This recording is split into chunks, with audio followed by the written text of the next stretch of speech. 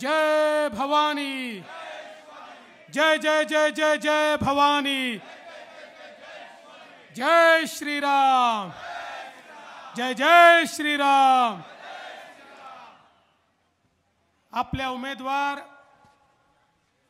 सुनेत्राताई पवार यांच्या प्रचाराच्या निमित्ताने मंचावर उपस्थित असलेले माझे परम मित्र आणि माजी मंत्री विजय बापू शिवतरे, राहुल दादा कुल, वासुदेव नाना काळे, मंगलदासजी बांगल, जगदीशजी मुळीक, अशोकजी टेकवडे, दिगंबरजी दुर्गाडे, सुरेशजी घुले, दीपक आमचे बाबा मिसाळ, जालिंदरजी कामटे, बाबाराजे जाधवराव, पंडित दादा मोडक, गणेश ढोरे, संदीप हरपळे, मारुती आबा तुपे, राहुल शेवाळे, धनंजय कामटे, सचिन हांडे, निलेश जगताप, गणेश कामटे, प्रशांत आढळे, प्रकाश हरपळे, संतोष हरपळे, राहुल हरपळे, बाबासाहेब हरपळे, शंकर ढमाळ, त्याचप्रमाणे बाजीराव सायकर, साकेत जगताप, केशव कामटे, तुषार हंबीर, राहुल चोरगडे, मंचावरील सर्व मान्यवर, कोणाचं नाव राहिलं असेल तर नावं लिहून देणाऱ्याची चूक आहे, माझी चूक नाही आहे, त्यांची क्षमा मागतो। पण मंचावरील सर्व मान्यवर आणि उपस्थित सर्व भगिनी आणि बंधूंनो, आज मला अतिशय आनंद आहे की फुरसुंगीच्या या भागामध्ये आपल्या सर्वांच्या दर्शनाकरता या ठिकाणी येण्याची संधी मला मिळाली। आत्ताच वासुदेव नाना सांगत होते, बापू सांगत होते की या भागामध्ये साधारणपणे आपण सभा घेत नाही, पण आज या सभेला जी उपस्थिती मला पाहायला मिळते, जिथपर्यंत माझी नजर जाते लोकच लोक मला दिसतायत, या सभेने एक गोष्ट पक्की केली आहे की तुम्ही जे ठरवलंय या भागातनं मागच्यापेक्षा दुप्पट लीड द्यायचा ते निश्चित साध्य होणार आणि सुनेत्राताई पवार निवडून येणार याबद्दल माझ्या मनात कुठली शंका उरलेली नाही। खरं म्हणजे गणेशनी या ठिकाणी अनेक मुद्दे मांडले आणि पहिल्यांदा त्या संदर्भात बापूंनी देखील काही गोष्टी सांगितल्यात, पण तरी देखील आपल्याला सांगू इच्छितो, विशेषतः शास्ती कराच्या संदर्भात मागच्या काळामध्ये आपण पिंपरी चिंचवडचा शास्ती कर पूर्णपणे रद्द केला, त्यावेळी दुर्दैवाने इथल्या शास्ती कराचा मुद्दा आपल्यासमोर आला नव्हता, पण नंतर तो मुद्दा आल्यानंतर माननीय अजितदादांनी तो मुद्दा आमच्या निदर्शनास आणून दिला आणि आम्ही हा शास्ती कर स्थगित करण्याचा निर्णय घेतला आणि निवडणूक झाल्यानंतर तो शास्ती कर पिंपरी चिंचवड प्रमाणे पूर्ण रद्द करण्याचा निर्णय देखील या ठिकाणी आम्ही घेणार आहोत, त्यामुळे चिंता करण्याचं कारण नाहीये। एक अजून महत्त्वाचा मुद्दा टॅक्सच्या संदर्भात जो मांडलेला आहे, अनेक वेळा महानगरपालिका नगरपालिका असं आपण करतो, पण ते केल्यानंतर आधीच्या ग्रामपंचायतचा टॅक्स वाढतो आणि सुविधा व्हायला वेळ लागतो आणि म्हणून निश्चितपणे आता राज्य सरकारने हा निर्णय घेतलाय, लवकरच आम्ही कायद्यात तशा प्रकारचे बदल करणार आहोत आणि एखादी ग्रामपंचायत ही नगरपालिका किंवा महानगरपालिकेमध्ये समाविष्ट झाल्यानंतर त्याचा टॅक्स हा एकदम वाढणार नाही, तो टप्प्याटप्प्याने वाढेल, तिथे जशा सुविधा होतील तशा वाढेल, अशा प्रकारचा निर्णय देखील आम्ही करणार आहोत, त्यामुळे त्याचीही चिंता करण्याचं कारण आपल्याला नाही आहे। आणि यासोबत आपल्याला कल्पना आहे या पुण्याचं चित्र हे रिंग रोडमुळे बदलणार आहे आणि रिंग रोडबद्दल आता शंका बाळगण्याचं कारण नाही आहे। मागच्या काळात मी मुख्यमंत्री असताना बापू आपल्याला कल्पना आहे त्या ठिकाणी रिंग रोडची सगळी अलाइनमेंट फायनल केली, मध्ये 2.5 वर्ष सरकार नव्हतं, रिंग रोड अडला होता, पण आता पुन्हा आपले शिंदे साहेब अजितदादा आणि आम्ही निर्णय घेतला, आता सगळी फॉर्मॅलिटी कंप्लीट केली, जवळजवळ एका टप्प्यात तर 80% आमचं लँड ॲक्विजिशन झालं, आमचे टेंडर झाले आणि आता या रिंग रोडच्या संदर्भातलं काम देखील सुरू होणार आहे आणि त्याच्या आजूबाजूच्या ज्या टीपी स्कीम्स आहेत त्या देखील आपण लवकरच सुरू करणार आहोत. त्यामुळे त्याही संदर्भात चिंता करण्याचं कारण नाही आहे. पाण्याच्या संदर्भात बापूंनी सांगितलं कशा प्रकारे त्यांनी पाठपुरावा केलाय, काम सुरू झालंय आणि निश्चितपणे हे काम देखील पूर्ण होणार आहे आणि ते पाणी देखील मिळणार आहे. पण हे सगळं या ठिकाणी सांगत असताना मी आपल्याला या ठिकाणी निवेदन करण्याकरता उभा आहे. या सगळ्या मुद्द्यांवर एकनाथराव शिंदेजी असतील, अजितदादा असतील, मी असेन, आम्ही कारवाई करूच. पण ही निवडणूक ही त्याच्या पलीकडची निवडणूक आहे. ही निवडणूक ही नगरपालिकेची, महानगरपालिकेची किंवा विधानसभेची निवडणूक नाही आहे. देशाचा नेता निवडण्याची ही निवडणूक आहे. या देशामध्ये पुढचे 5 वर्ष कोणाच्या हातात देश द्यायचा, कोण देशाला सुरक्षित ठेवू शकेल, कोण या देशाला विकासाकडे नेऊ शकेल, कोण या देशाचा सन्मान वाढवू शकेल, कोण देशातल्या सर्वसामान्य माणसाच्या आशा, आकांक्षा आणि अपेक्षा पूर्ण करू शकेल, याचा निर्णय करण्याची ही निवडणूक आहे. आणि बंधू भगिनींनो, या निवडणुकीमध्ये 2च पर्याय आहेत. आता जसं बापूंनी सांगितलं, ही निवडणूक ही काही अजितदादा वर्सेस पवार साहेब अशी नाही, सुनेत्रा वहिनी वर्सेस सुप्रियाताई अशी निवडणूक नाही आहे. कारण या ठिकाणी देशाचा नेता निवडायचा आहे आणि या ठिकाणी 2च पर्याय आहेत. आपण बघितलं असेल तर एक पर्याय म्हणजे आपली महायुती आहे, ज्या महायुतीमध्ये माननीय मोदीजींच्या नेतृत्वामध्ये त्या ठिकाणी एकनाथराव शिंदेजींची शिवसेना आहे, अजितदादांची राष्ट्रवादी आहे, त्या ठिकाणी मनसे आहे, त्या ठिकाणी रिपाई आहे, त्या ठिकाणी पिरिपा आहे, त्या ठिकाणी जनसुराज्य आहे, त्या ठिकाणी रासपा आहे. वेगवेगळ्या पक्षांची मिळून आपली एक महायुती आहे. आणि दुसरीकडे कोण आहेत? दुसरीकडे राहुल गांधी आहेत आणि राहुल गांधींच्या नेतृत्वामध्ये 26 पक्षांची खिचडी आहे. या ठिकाणी दुसरा पर्यायच नाही आहे. हे 2च पर्याय या ठिकाणी आहेत. आणि आपली महायुती कशी आहे? आपल्या महायुतीचं इंजिन हे माननीय मोदीजी आहे. आपली महायुती म्हणजे विकासाची ट्रेन आहे. या विकासाच्या ट्रेनला मोदीजींचं इंजिन आहे आणि त्यासोबत वेगवेगळ्या पक्षांचे डबे लागले आहेत. या देशातले, महाराष्ट्रातले दीन, दलित, गोर, गरीब, आदिवासी, शेतकरी, शेतमजूर, महिला, अल्पसंख्याक, भटके, विमुक्त सगळ्यांना आपल्या ट्रेनमध्ये जागा आहे. सबका साथ सबका विकास म्हणत मोदीजींच्या नेतृत्वात ही ट्रेन सामान्य माणसाला विकासाकडे घेऊन जाते. दुसरीकडे अवस्था काय आहे? दुसरीकडे बोग्याच नाही आहे, तिथे फक्त इंजिन आहे. राहुल गांधी म्हणतात मी इंजिन आहे, पवार साहेब म्हणतात मी इंजिन आहे, उद्धव ठाकरे म्हणतात मी इंजिन आहे, स्टॅलिन म्हणतो मी इंजिन आहे, ममता बॅनर्जी म्हणते मी इंजिन आहे, मुलायम सिंगाचा पोरगा म्हणतो मी इंजिन आहे, लालू प्रसादाचा पोरगा म्हणतो मी इंजिन आहे. तिथे इंजिनच आहे, डब्बे नाही आहे. आणि माझा तुम्हाला सवाल आहे, इंजिनमध्ये बसण्याची जागा किती लोकांना असते? एकाच ड्रायव्हरलाच त्या ठिकाणी बसण्याची जागा नसते. आणि या ठिकाणी राहुल गांधींच्या इंजिनमध्ये केवळ सोनिया गांधी आणि प्रियंका गांधींना जागा आहे. पवार साहेबांच्या इंजिनमध्ये सुप्रियाताईंकरताच जागा आहे.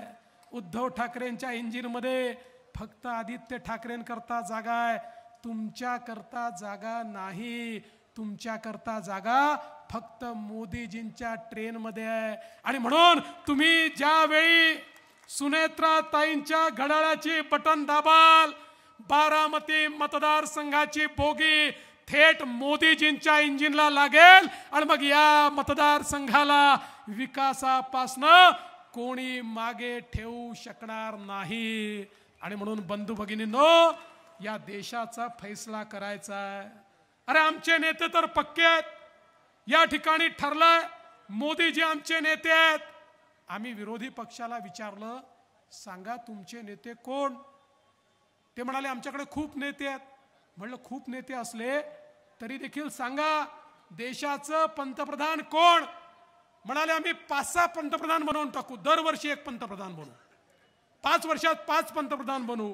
म्हटलं ठीक आहे, 5 वर्षात 5 पंतप्रधान बनवा, पण पहिला कोण होणार कसं ठरवाल, दुसरा कोण होणार कसं ठरवाल? मग माझ्या लक्षात आलं हे घंटा खुर्चीचा खेळ करतील. एक खुर्चीमध्ये ठेवतील, घंटी वाजवतील, मग घंटी बंद झाल्यावर जो पहिला बसेल तो पहिल्या वर्षी पंतप्रधान, दुसरा बसेल तो दुसऱ्या वर्षी पंतप्रधान, तिसरा बसेल तो तिसऱ्या वर्षी पंतप्रधान. म्हणजे या देशाला घंटा खुर्चीचा खेळ या ठिकाणी विरोधी पक्षाच्या वतीनं करण्यात येतोय. यांच्याकडे नेता नाही, यांच्याकडे नीती नाही, यांच्याकडे नियत नाही. आणि दुसरीकडे मोदीजींच्या नेतृत्वात आपला देश ज्या ताकदीनं पुढे जातोय आपण सगळ्यांनी बघितलं. गेल्या 10 वर्षामध्ये मोदीजींनी 20 कोटी लोकांना गरिबी रेषेच्या वर काढलं. मोदीजींनी 25 कोटी लोकांना गरिबी रेषेच्या वर काढलं. मोदीजींनी 20 कोटी लोकांना झोपडीतनं, कच्च्या घरातनं पक्क्या घरामध्ये आणलं. मोदीजींनी 50 कोटी लोकांच्या घरी आमच्या आया बहिणी चुलीवर अन्न करत होत्या त्या ठिकाणी गॅस दिला. मोदीजींनी 55 कोटी लोकांना त्यांच्या घरी शौचालय नव्हतं, त्यांच्या घरी शौचालय दिलं. मोदीजींनी 60 कोटी लोक स्वातंत्र्याच्या 70 वर्षानंतर आमच्या आया भगिनी पाण्याकरता वणवण बाहेर हिंडायच्या, त्या 60 कोटी लोकांच्या घरामध्ये शुद्ध पिण्याचं पाणी हे मोदीजींच्या माध्यमातून त्या ठिकाणी पोहोचलं. 80 कोटी लोक 2020 सालापासनं माननीय मोदीजी देशातल्या 80 कोटी लोकांना मोफत रेशनचं अन्न देतात. या महाराष्ट्रातही 7 कोटी लोकांना मोफत रेशनचं अन्न हे मोदीजींच्या माध्यमातून मिळतं. आणि मोदीजींनी सांगितलं पुढचे 5 वर्ष देखील हे मोफत अन्न हे देतच राहणार. अशा प्रकारे गरिबांचा विचार करणारा आपला पंतप्रधान आहे. बंधू भगिनींनो, मला सांगितलं पाहिजे या ठिकाणी जवळजवळ 60 कोटीपेक्षा जास्त तरुणाईला मोदीजींनी 10 लाखापर्यंत मुद्राचं कर्ज दिलं. आणि मुद्राचं कर्ज देताना सांगितलं यांना गॅरेंटर लागणार नाही, काही तारण ठेवावं लागणार नाही. पूर्वी जर आमचा तरुण हा बँकेमध्ये गेला तर बँक विचारायची तारण ठेवायला घर आहे का, तारण ठेवायला जमीन आहे का? तो म्हणायचा माझ्याकडे काहीच नाही. त्याला बँक मॅनेजर म्हणायचा गेट आउट, तुम्हाला आम्ही कर्ज देऊ शकत नाही. मग त्याला विचारलं जायचं चला जमीन जुमला नाहीये, कोणी सरकारी अधिकारी तुमचा नातेवाईक आहे का, त्याची गॅरंटी मिळाली तर तुम्हाला लोन देता येईल. तो म्हणायचा सरकारी बाबू माझा कोणी नातेवाईक नाही, त्याला 1 पैसा लोन मिळत नव्हतं. मोदीजींनी सांगितलं अशा सगळ्या लोकांची गॅरंटी मी घेतो. आणि 60 कोटीपेक्षा जास्त लोकांना 10 लाखापर्यंतचं लोन मिळालं. आज ते आपल्या पायावर उभे राहिले, मोदीजींमुळे राहिले. आणि मला सांगताना आनंद वाटतो याच्यामध्ये 31 कोटी आमच्या महिला आहेत, आमच्या बहिणी आहेत, आमच्या युवती आहेत की ज्यांना मुद्राचं 10 लाखापर्यंतचं लोन मिळालं. मोदीजी म्हणतात एका पुरुषाला पायावर उभं केलं तर केवळ पुरुष पायावर उभा राहतो, महिलेला पायावर उभं केलं संपूर्ण परिवार पायावर उभा राहतो. आणि महिलांना त्या ठिकाणी पायावर उभं करण्याचं काम मोदीजींनी केलं. आज आपण बघा मोदीजींनी बचत गटाचं एक आंदोलन चालवलं. या आंदोलनाच्या माध्यमातून 80 लाख बचत गट तयार झाले, 8 लाख कोटी रुपये त्याला दिले. आणि त्या माध्यमातून 10 कोटी महिलांना कामाला लावलं. या 10 कोटीमध्ये 3 कोटी महिलांना मोदीजींनी ठरवलंय लखपती दीदी बनवायचं. त्यातल्या 1 कोटी महिला लखपती बनलेल्या आहेत, अजून 2 कोटी बनणार आहेत. आणि येत्या काळामध्ये या 10 कोटी महिला या लखपती होणार. हे मोदीजींचं स्वप्न आहे, सर्वसामान्य महिलांना त्या ठिकाणी लखपती बनवायचं. बंधू भगिनींनो, मोदीजींनी महिलांना देशाच्या विकासाच्या मुख्य धारेमध्ये आणलं. आणि एवढंच नाही तर बापू आता आपल्या पंचावर महिला कमी दिसत आहेत. पण हे पुढे चालणार नाहीये. 2026 नंतर अर्धा मंच महिलांकरता आम्हाला राखून ठेवायचा आहे. माता भगिनींनो, मोदीजींनी सांगितलंय 2026 नंतर प्रत्येक निवडणुकीमध्ये 33% महिला विधानसभेत आमदार म्हणून आणि 33% महिला लोकसभेत खासदार म्हणून जाणार आहेत. महिलांचा विचार करणारा देशात कोणी नेता असेल तर ते नरेंद्र मोदीजी आहेत. आणि एवढंच नाही, आज आपण बघा, आमच्या 12 बलुतेदारांचा विचार आजपर्यंत कोणी केला नव्हता. कुठल्याच पंतप्रधानांना गावगाड्याचा 12 बलुतेदार, आमचा पारंपरिक व्यावसायिक, याचा कधीही विचार पडला नव्हता. मोदीजींनी त्यांच्याकरता विश्वकर्मा नावाची योजना तयार केली. 14,000 कोटी रुपये दिले पारंपरिक व्यावसायिकांना, 12 बलुतेदारांना. त्यांचा व्यवसाय आधुनिक करता यावा, त्याच्याकरता त्यांना पैसे मिळावे, कॅपिटल मिळावं, त्यांच्या पुढच्या पिढीला प्रशिक्षण मिळावं आणि त्यांचा व्यवसाय हा केवळ गावगाड्यापुरता मर्यादित न राहता तो ग्लोबल व्यवसाय व्हावा. अशा प्रकारे 12 बलुतेदारांचा विचार करणारे देशाचे पहिले पंतप्रधान हे मोदीजी आहेत. आज आम्ही पाहू शकतो, आमच्या अनुसूचित जातीच्या तरुणाईला मोदीजींनी सांगितलं, स्टँडअप सारखी योजना आणली आणि सांगितलं की यांना प्रत्येक बँकेच्या प्रत्येक ब्रँचला लोन द्यावं लागेल. आज लाखो उद्योजक अनुसूचित जातीचे तयार झाले. आज आमच्या आदिवासी समाजाकरता 24,000 कोटी रुपयाची योजना मोदीजींनी आणली आणि त्यांच्या जीवनामध्ये परिवर्तन मोदीजींनी केलं. आज खरं म्हणजे शहरं आपली बदलतायत. आपण पाहू शकतो, पुण्यासारख्या शहरामध्ये मेट्रो आली. खरं म्हणजे मोदीजींनी ज्या प्रकारे शहरं बदलली ते आपल्या नजरेसमोर आहे. मेट्रो असेल, पिण्याच्या पाण्याच्या योजना असतील, STPच्या योजना असतील. आता पुण्यासारख्या शहरामध्ये वाढ मागच्या काळात जिल्ह्यात तयार झाला. पिण्याचं पाणी पुण्याला जास्त लागतं. शेतकरी म्हणाले की आता मग आमचं पाणी, शेतीचं पाणी हे आता पिण्याच्या पाण्याकरता पुण्याला चाललंय. एक प्रकारचा वाद होत होता. मोदीजींनी सांगितलं जे काही पाणी वापरलं जातं ते सगळं पाणी शुद्ध केलं पाहिजे. त्याकरता मोदीजींनी आपल्याला निधी दिला आणि सांगितलं हे जे काही पुणे शहर सगळं पाणी वापरतं हे सगळं पाणी शुद्ध केलं जाईल आणि ते पाणी पुन्हा शेती करता दिलं जाईल. त्यामुळे शेतकऱ्यावर अन्याय होणार नाही आणि पुणेकरांना त्या ठिकाणी, वाढत्या पुण्याला या ठिकाणी पाणी मिळेल. हे जे विजन आहे हे विजन केवळ मोदीजींजवळ आहे आणि म्हणून शहरं बदलतात. अरे एकट्या पुण्यातल्या शहरीकरणाचं मॅनेजमेंट करण्याकरता हजारो कोटी रुपये या ठिकाणी मोदीजींनी दिले. त्याचा हिशोब लावला तर 10,000 कोटी रुपयांपेक्षा जास्त पैसा या आपल्या पुणे जिल्ह्यामधल्या शहरीकरणाला मॅनेज करण्याकरता मोदीजींच्या माध्यमातून आपल्याला मिळाला आहे. कारण एक द्रष्टा नेता आहे, ज्या नेत्याला हे माहिती आहे की शहरं देखील चांगली करावी लागतील. शहरालगतचा जो ग्रामीण भाग आहे तो शहराकडे येतोय, त्याला देखील सोयी द्याव्या लागतील. या सगळ्या गोष्टी आपल्या सुनेत्राताई या ठिकाणी आलेल्या आहेत. जोरदार टाळ्या वाजवून सुनेत्राताईंचं आपण स्वागत करू. आमच्या माता भगिनींनी जोरदार टाळ्या वाजवून सुनेत्राताईंचं स्वागत करावं. आणि म्हणून मोदीजींनी ज्या प्रकारे ही शहरं बदलली, आज आपण पाहतोय हे परिवर्तन पाहतोय. आसपासच्या सगळ्या परिसरातलं परिवर्तन आपण पाहतोय. बंधू भगिनींनो, देशाला मजबूत नेतृत्व हवंय. मी तुम्हाला विनंती करतो, आठवा तो कोविडचा काळ, ज्या काळामध्ये नातेवाईक देखील नाते संबंध जपत नव्हते, ज्या काळामध्ये आपल्या जवळचे लोक अनेक वेळा किडा मुंग्यासारखे मरताना आपण बघितले. प्रत्येकाच्या चेहऱ्यावर एकच चिंता दिसायची, माझ्या परिवाराचं काय होणार, आम्ही जगणार की नाही. जगाच्या पाठीवर एक्सपर्ट म्हणायचे 140 कोटीचा भारत तर आता कोणी वाचवू शकत नाही. कमीत कमी 40-50 कोटी लोक भारतामध्ये मरतील. त्या काळामध्ये कोविडची वॅक्सिन, आपली कोविडची लस ही केवळ 4 देशांकडे होती. ते देश वाट पाहत होते, भारत आपल्याकडे येईल, आपल्याला भीक मागेल, मग आपण महागड्या लसी त्यांना देऊ. थोड्या थोड्या लसी देऊ, या भारताला तरसवू, अशा प्रकारचे त्यांचे मनसुबे होते. आणि भारतालाही माहिती होतं की हे लोक पहिल्यांदा आपल्या लोकांना लसी देतील, मग भारताला देतील. त्यामुळे एक चिंतेचं वातावरण होतं.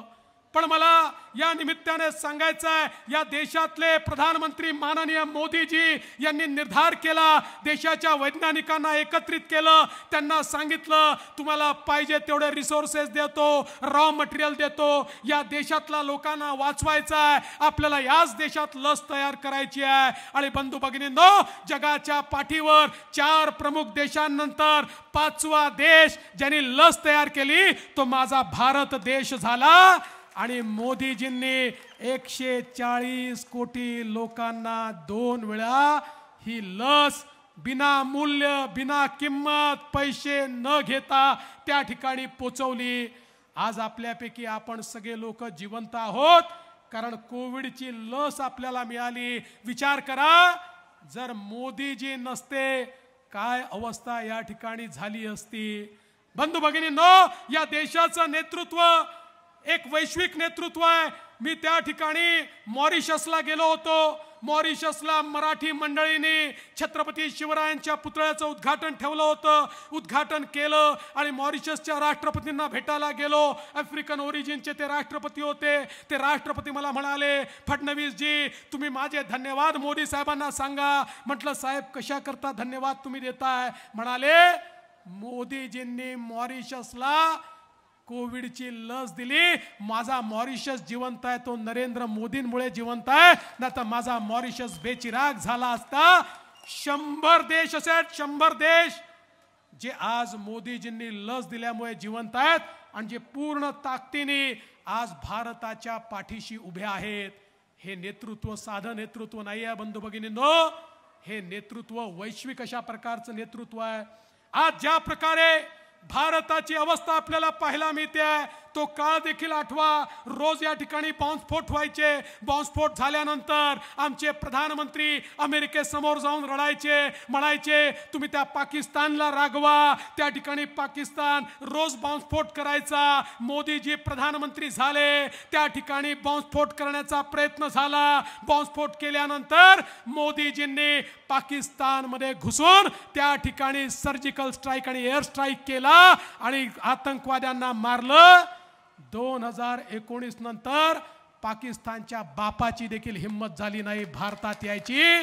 एकही बॉम्बस्फोट 2019 नंतर या भारतामध्ये झाला नाही. आता पाकिस्तानची अवस्था अशी आहे, कटोरा घेऊन फिरतोय, थोडे पैसे देऊन टाका, थोडे पैसे देऊन टाका. आणि भारत कुठे पोचलाय? आज चीनची देखील हिम्मत नाही आहे भारताकडे वाकडी नजर करून पाहायची. आणि म्हणून सांगतो बंधू भगिनींनो, ही साधी लढाई नाही आहे, ही केवळ उमेदवारांची लढाई नाही आहे, या देश कोणाच्या हातामध्ये द्यायचा त्याची लढाई आहे. काही लोक जाणीवपूर्वक या लढाईला एका परिवाराच्या लढाईचा त्या ठिकाणी मुलामा देत आहेत.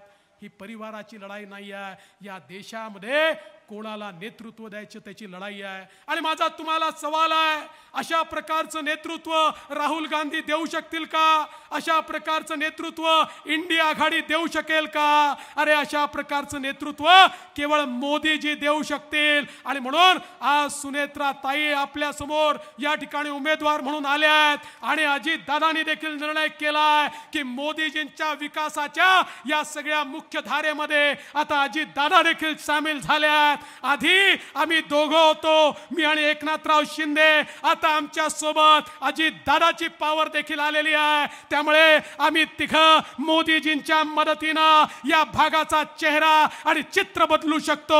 आणि म्हणून तुम्हाला विनंती करण्याकरता आलो आहे बंधू भगिनींनो, आता यावेळी सुनेत्रा ताईंना तुम्ही दिल्लीला पाठवा. आणि सुनेत्रा ताई गेल्या दिल्लीमध्ये की मोदीजींच्या नेतृत्वात आम्ही तिघं मिळून तुमच्या आशा आकांक्षा इच्छा पूर्ण करू. बापू आहेत, सगळे नेते आहेत, सगळे आम्ही एकत्रित आहोत, सगळे मिळून या ठिकाणी परिवर्तन करून दाखवू एवढीच विनंती करतो. सुनेत्राताईंचं चिन्ह या ठिकाणी घड्याळ आहे, घड्याळाचं बटन दाबा. घड्याळाचं बटन दाबलं की वोट सुनेत्राताईंनाही मिळतं आणि वोट मोदीजींनाही मिळतं. ते वोट मोदीजींना देण्याकरता सुनेत्राताईंना निवडून द्या एवढीच विनंती करतो आणि माझं बोलणं संपवतो. धन्यवाद. जय हिंद, जय महाराष्ट्र.